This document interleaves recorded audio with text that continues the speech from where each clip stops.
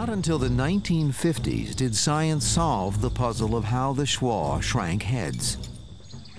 A common misconception about Shuar shrunken heads is that the entire head was shrunk with skull and everything intact.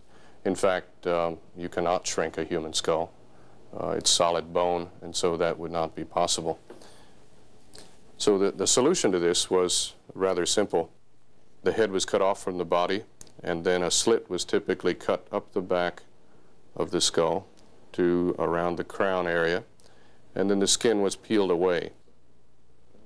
And the skull at that point was no longer of any use, and so it was simply discarded. And then the process began of immersing the head in near boiling water.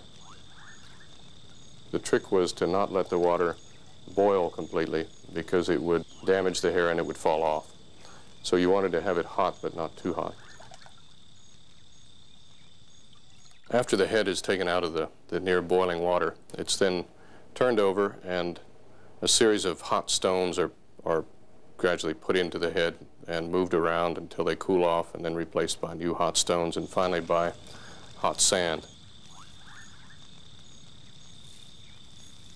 This continues to shrink the head as it goes, dries it out.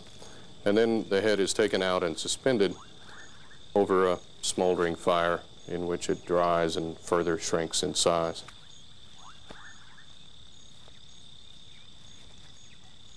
Once the head is hung and dried, it's about half the size of a normal human head.